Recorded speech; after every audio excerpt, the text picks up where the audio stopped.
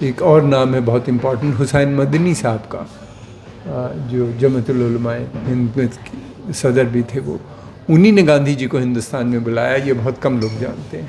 گاندھی جی اس وقت سعودی Arabia, South Africa میں اپنی اسٹرگل کر رہے تھے. خاص طور سے محمد احمد جس طریقے سے پروگرام آرگنائز کرتے ہیں، ہم لوگ کو جوڑ دیتے ہیں.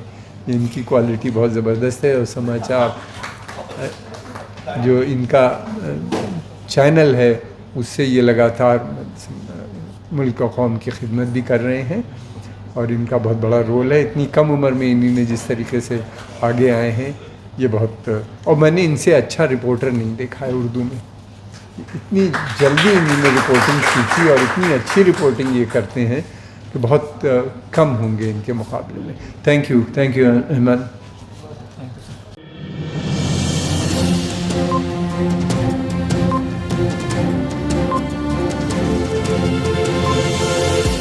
جھوٹ سے دور، خبروں سے بھرپور. آزادی کی جو تحریک تھی ہماری، یہ دو حصوں میں بٹی ہوئی تھی.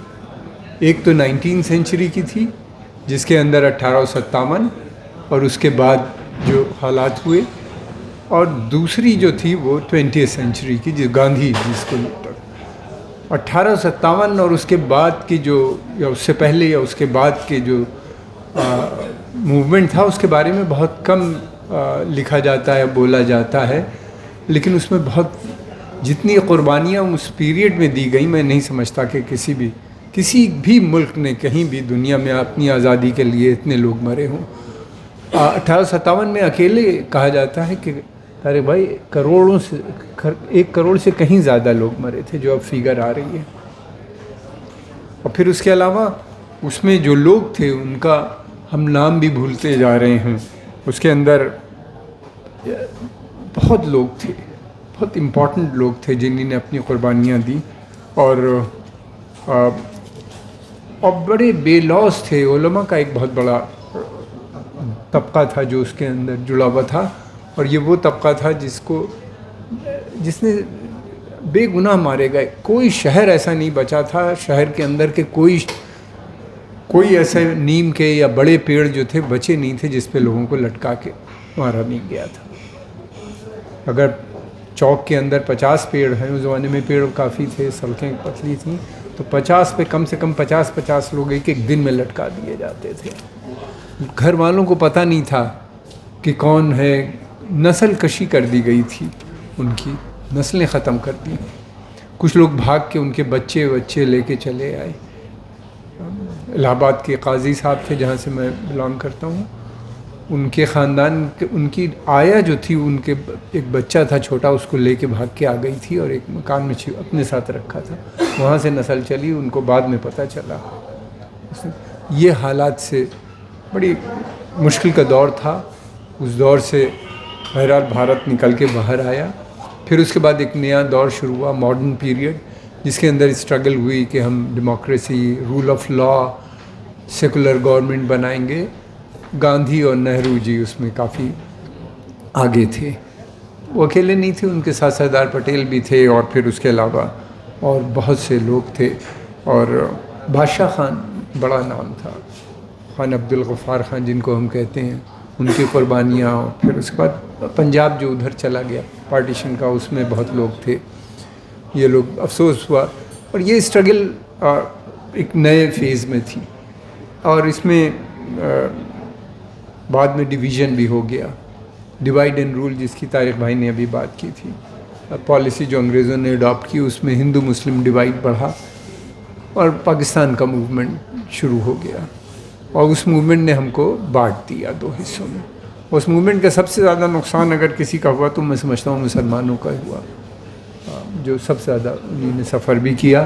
یہاں سے جو وہاں گئے ان کو آج تک ایکسیپٹنس نہیں ملی، اور ایک پاکستان ایک عجیب اسٹیٹ بنی، جو بنی ہے اسٹیٹ، وہ ایک فیلڈ اسٹیٹ اب ہو چکی ہے. وہ اس کا کوئی ریوائول بھی بہت مشکل ہو رہا ہے. اکنامکلی بھی وہ اب فیلڈ ہو گئے. یہ ایک بڑی وہاں پہ ہے، اور آنے والے وقت میں کیا ہوگا پتہ نہیں. اور جس میں گاندھی جی تھے، اور گاندھی جی کے آئیڈیاز ذرا فرق تھے نہرو جی سے، لیکن ایک ڈیموکریٹک پروسیس تھا، اس کے تھرو یہ لوگ کام کر رہے تھے. سب مل کے اپنا ایک کنسنسس بناتے تھے اور مسئلوں کو آگے بڑھاتے تھے. اور اس میں یہ تھا کہ بعد میں خلافت موومنٹ جس میں گاندھی جی نے بھی سپورٹ کیا، اور پھر اس کے علاوہ جو تھا اس موومنٹ میں پورے اگر آپ دیکھیں تو 2-3 چیزوں پہ دھیان دیا گیا تھا. ایک تو سب سے بڑی بات یہ تھی کہ بھارت کیسا ہوگا آزادی کے بعد. وہ سارے مسئلے ان سارے لیڈرز نے پہلے ہی سیٹل کر لیے تھے، تو ان کو کوئی پرابلم نہیں ہوئی تھی آزادی کے بعد. فوراً ہی کانگریس پارٹی میں ایک فورن سیل ہوتا تھا، اس سیل نے فورن پالیسی اپنی ڈیولپ کر لی تھی کہ کیا ہوگی آزادی کے بعد، اکنامک پالیسی کیا ہوگی. پھر اس کے علاوہ یہ بھی تھا کہ انڈسٹریلائزیشن کیا ہوگا، سیلف ریلائنس جو نہرو جی کا مین کنسیپٹ تھا. تو وہ ساری چیزیں فوراً یہاں پہ امپلیمنٹ ہو گئیں. ملک میں انفراسٹرکچر بہت کمزور تھا، اور کانگریس کے اندر بھی 2 گروپ تھے، ایک نرم دل تھا، ایک گرم دل تھا. کچھ ریولوشنری تھے، بھگت سنگھ اور بھی بہت سے ان کے ساتھی تھے. نرم دل والے جو تھے جو شانتی پوروک.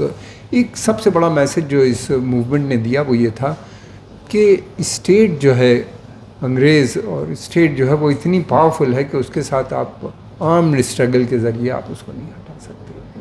اور شانتی ہی پوروک پبلک فورس، پبلک سپورٹ، اس کے مادھیم سے گاندھی جی نے کہا ہم ان کو ہٹائیں گے، اہنسا. اور وہ ایک بہت کامیاب ماڈل ہے. وہی ماڈل بعد میں بہت سے ملکوں نے بھی اڈاپٹ کیا جس میں تھا.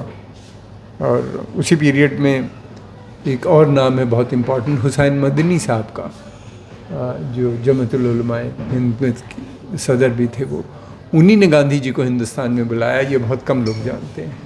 گاندھی جی اس وقت ساؤتھ افریقہ میں اپنی اسٹرگل کر رہے تھے. انہی نے لیٹر لکھا کہ آپ اپنا وقت ضائع مت کریں، آپ واپس ہندوستان آئیں. اگر ہندوستان آزاد ہو جائے گا تو ساؤتھ افریقہ بھی آزاد ہو جائے گا. پھر ان کے انویٹیشن پہ وہ یہاں پہ آئے. انہی نے کہا کہ کانگریس کو آپ کے جیسے ایک لیڈر کی ضرورت ہے، اور وہ وہی ہوا. وہ واپس آئے، گاندھی جی نے قیادت کی کانگریس کی. اس سے پہلے قیادت بہت بکھری ہوئی سی تھی، کوئی ایک یونٹی نہیں تھی. گاندھی جی نے پھر اس کو ایک فارمولیشن کیا، ایک آئیڈیالوجی دی. پھر نہرو آئے اور انہی نے پھر اس موومنٹ کو آگے بڑھایا. 75 سال ہو چکے ہیں اس آزادی کو. اب یہ ہے کہ اس کو کس طرح سے آگے جانا ہے، آگے بچانا ہے، اور ترقی ساتھ میں ہونا بہت ضروری ہے، لازم ہے. اور اس کے لیے میں سمجھتا ہوں یونٹی بہت ضروری ہے ملک کے لیے. اور ہم کو ہر وہ کام کرنا چاہیے کہ جس سے یونٹی یہ بنی رہے، تبھی ہم لوگ آگے بڑھ سکتے ہیں. اگر یونٹی ڈس یونٹی ہو جاتی ہے یا اس قسم کے اثرات آ جاتے ہیں سامنے، جو ایسے طاقتیں جو آگے بڑھاتی ہیں، جو ڈیوائڈ کرنے میں لگتی ہیں، تو میں سمجھتا ہوں مشکل ہو جائے گی ملک و قوم دونوں کے لیے. لیکن یہ ہے کہ اس ملک میں بہت طاقت ہے. یہ ملک میں سمجھتا ہوں کہ یہاں کے لوگ ایک پرانی سبھیتا سے جڑے ہوئے ہیں، اور انہی نے اس طرح کی بہت سی پریشانیاں پہلے بھی دیکھی ہیں. اور میں سمجھتا ہوں کہ یہاں کی جو بیسک ایتھوس ہیں اس کو چینج کرنا بہت مشکل ہوگا. اسی کے ساتھ میں آپ سب کا شکر گزار ہوں. Thank you. خاص طور سے محمد احمد جس طریقے سے پروگرام آرگنائز کرتے ہیں، ہم لوگ کو جوڑ دیتے ہیں، ان کی کوالٹی بہت زبردست ہے. اور سماچار جو ان کا چینل ہے اس سے یہ لگاتار ملک و قوم کی خدمت بھی کر رہے ہیں، اور ان کا بہت بڑا رول ہے. اتنی کم عمر میں انہی نے جس طریقے سے آگے آئے ہیں یہ بہت، اور میں نے ان سے اچھا رپورٹر نہیں دیکھا ہے اردو میں. اتنی جلدی انہوں نے رپورٹنگ سیکھی اور اتنی اچھی رپورٹنگ یہ کرتے ہیں کہ بہت کم ہوں گے ان کے مقابلے میں. Thank you Ahmad.